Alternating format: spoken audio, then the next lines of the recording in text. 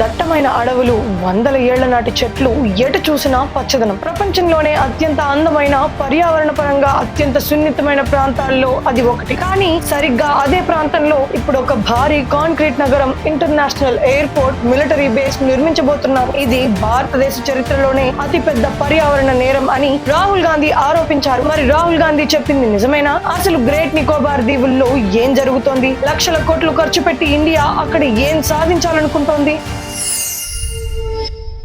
ముందుగా రాహుల్ గాంధీ గారి వాదన చూద్దాం. గ్రేట్ నికోబార్ దీవుల్లో వందల ఏళ్లుగా చెక్కు చెదరని రెయిన్ ఫారెస్ట్లు ఉన్నాయి. ప్రభుత్వం తలపెట్టిన డెవలప్మెంట్ ప్రాజెక్ట్ కోసం ఏకంగా 160 చదరపు కిలోమీటర్ల మేర అడవిని నరికేయబోతున్నారు. కొన్ని లక్షల చెట్లను నేల కూల్చబోతున్నారు. కేవలం అక్కడ నరికేస్తున్న కలప విలువే లక్షల కోట్లు ఉంటుందని, అదాని లాంటి కార్పొరేట్ల కోసమే ఇదంతా చేస్తున్నారని, అక్కడ నివసిస్తున్న గిరిజనులను కనీసం అడగలేదని రాహుల్ గాంధీ ఆరోపించారు. Is that all these trees are going to be cut with total disregard for the damage this is going to do to India's ecology. They've asked me to raise this in Parliament and I will gladly do that.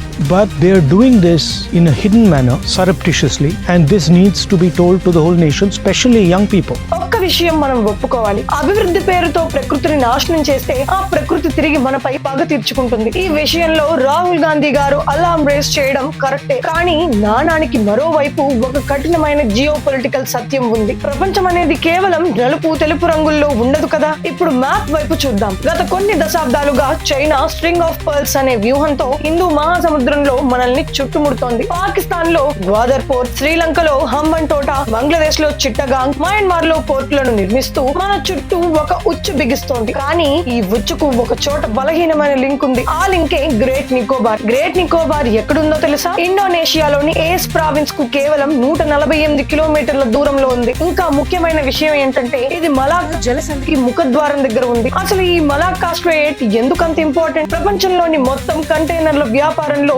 30 నుంచి 40% ఈ దారి గుండానే వెళ్తుంది. ముఖ్యంగా చైనాకు అవసరమైన చమురు వాణిజ్యం ఎక్కువగా ఈ మార్గం పైనే ఆధారపడి ఉంది. ఒకవేళ రేపు తూర్పు సరిహద్దుల్లో చైనా మనపై దాడికి దిగితే మన దగ్గర వాళ్లను ఆపడానికి ఉన్న ఒకే ఒక్క ఆయుధం ఈ గ్రేట్ నికోబార్. నికోబార్ లో ఒక మిలిటరీ బేస్ ఉంటే మలాక్కా స్ట్రెయిట్ దగ్గర మనం చైనా వాణిజ్యాన్ని, ఆయిల్ సప్లైని బ్లాక్ చేయొచ్చు. దీన్నే చోక్ పాయింట్ అంటారు. నికోబార్ ప్రాజెక్ట్ కి నో చెప్పడం అంటే మన భద్రత కోసం న్యూక్లియర్ బాంబులు వద్దని చెప్పడం లాంటిదే. అందుకే భారత ప్రభుత్వం ఇక్కడ 1,00,000 కోట్ల రూపాయలతో ఒక భారీ ప్రాజెక్ట్ చేపట్టింది. అందులో ఏముందో వింటే మీకు గూస్ బంప్స్ వస్తాయి. మొదటిది 4000 మీటర్ల రన్వే. ఇండియన్ నేవీ కంట్రోల్ లో ఉండే ఒక భారీ ఇంటర్నేషనల్ ఎయిర్పోర్ట్ రాబోతోంది. ఇక్కడి నుంచి ఫైటర్ జెట్స్ సముద్రాన్ని నిఘా పెట్టే P-8I ఎయిర్ క్రాఫ్ట్ లు ఆపరేట్ అవుతాయి. ఈ ఒక్క రన్వే తో ఇండో పెసిఫిక్ ప్రాంతంలో వెళ్లే ప్రతి షిప్, ప్రతి జలాంతర్గామి మన నిఘా నీడలోకి వచ్చేస్తుంది. రెండవది గలాథియా బే పోర్ట్. ప్రస్తుతం మన దేశానికి చెందిన 75% సరుకు రవాణా సింగపూర్, కొలంబో వంటి విదేశీ పోర్టుల ద్వారా జరుగుతోంది. దీని వల్ల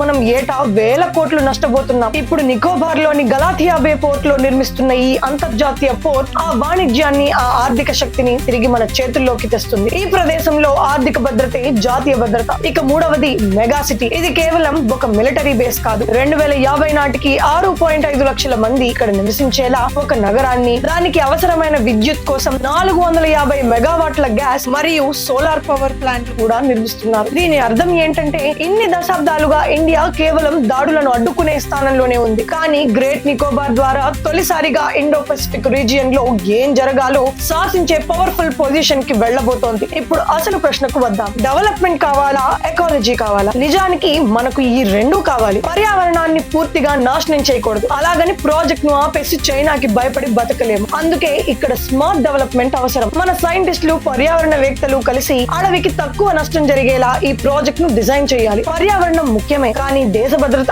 అంతకన్నా ముఖ్యం. ఈ గ్రేట్ నికోబార్ ప్రాజెక్ట్ విషయంలో దేశ రక్షణ కోసం పచ్చని అడవులను బలి చేయడం కరెక్టే అంటారా? లేక రాహుల్ గాంధీ చెప్పినట్లు ప్రాజెక్ట్ ఆపేయాలా? ఈ సున్నితమైన అంశంపై మీ అభిప్రాయం ఏంటో కింద కామెంట్స్ లో పంచుకోండి. ఈ విషయం ప్రతి భారతీయుడికి తెలియాలి. అందుకే ఈ వీడియోను తప్పకుండా లైక్ చేసి అందరికీ షేర్ చేయండి. జై హింద్.